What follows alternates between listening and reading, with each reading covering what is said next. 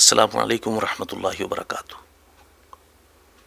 نحمدہ ونصلی علی رسولہ الکریم، اما بعد، فاعوذ باللہ من الشیطان الرجیم، بسم اللہ الرحمن الرحیم۔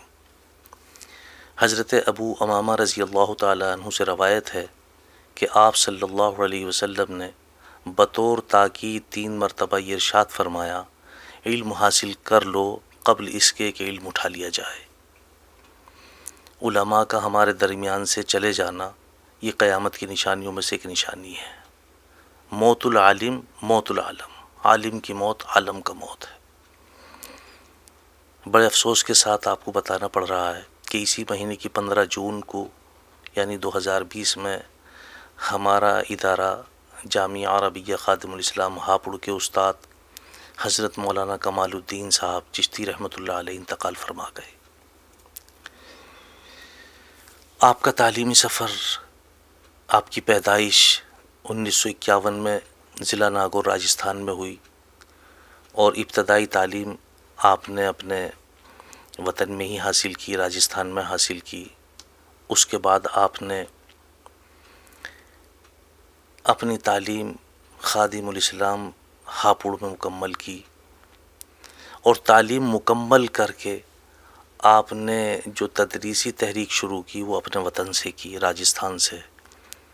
اس کے بعد آپ نے 1 سال غازی آباد میں خدمت انجام دی اور 1978 سے لے کر 15 جون 2020 تک مسلسل 42 سال آپ نے درسی تحریک کو جو شروع کیا تھا اپنے وطن سے، وہ 1978 سے لے کر 15 جون 2020 تک یعنی مسلسل 42 سال اپنا مادر علمی جامعہ عربیہ خادم الاسلام ہاپوڑ میں ہی مکمل کیا۔ اتنا بڑا سفر، اور آپ کی ذہانت اور ذکاوت کا کیا کہنا۔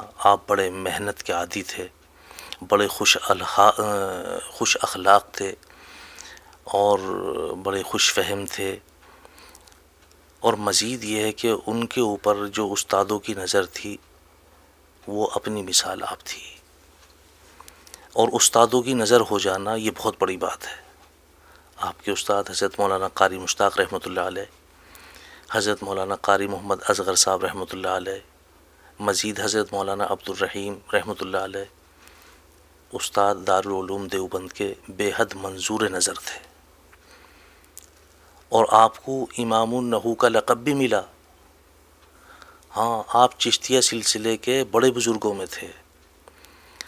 آپ کا تعلق فقیہ الامت حضرت مولانا محمود حسن گنگوہی رحمۃ اللہ علیہ سے تھا۔ ان کے بعد حضرت مولانا ابراہیم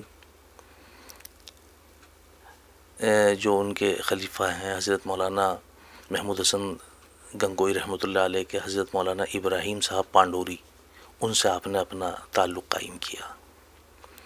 مزید 15 جون 2020 کو بعد نماز فجر اس دار فانی سے کوچ کر گئے۔ اللہ ان کی قبر کو نور سے بھر دے۔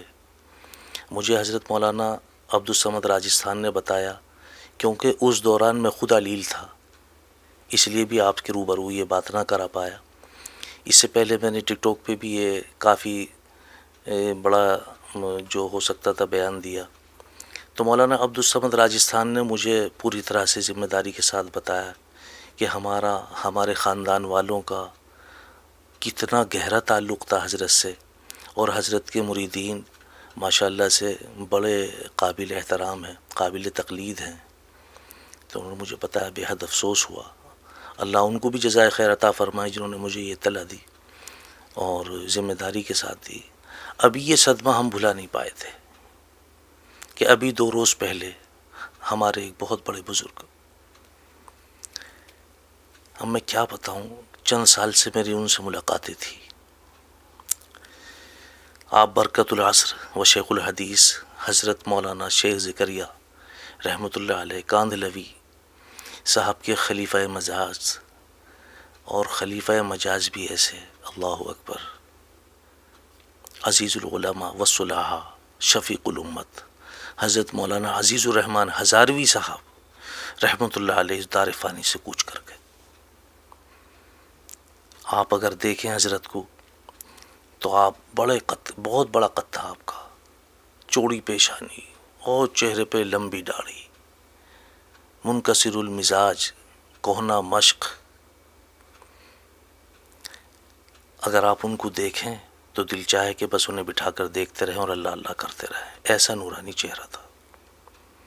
چوڑی پیشانی ہمیشہ ذہانت کی نشانی ہوتی ہے۔ بڑے اللہ والے تھے، اللہ کا بڑا قرب حاصل تھا، اور ہم لوگ ولیوں کو تلاش کرتے پھرتے ہیں۔ روایات میں آتا ہے کہ جس کو دیکھ کے اللہ کی یاد آ جائے وہ اللہ کا ولی ہے۔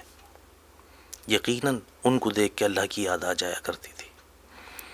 اللہ جزائے خیر عطا فرمائے میرے شیخ حضرت مولانا محمد اسلم دامت برکاتہم مکہ المکرمہ کو، جنہوں نے میرا تعارف بڑی خندہ پیشانی کے ساتھ، خوش اسلوبی کے ساتھ حضرت مولانا عزیز الرحمن ہزاروی صاحب سے کرایا، اور مزید میری خوش نصیبی رہی کہ مسلسل حضرت سے ملاقاتیں ہوتی رہی مکہ المکرمہ میں، کیونکہ اب پچھلے سال حضرت مولانا طلحہ رحمۃ اللہ علیہ علیل تھے تو مدینہ منورہ اور مکہ مکرمہ میں ہی تھے۔ پہلے مکہ مکرمہ میں زیر علاج رہے، اس کے بعد پھر مدینہ منورہ میں زیر علاج رہے۔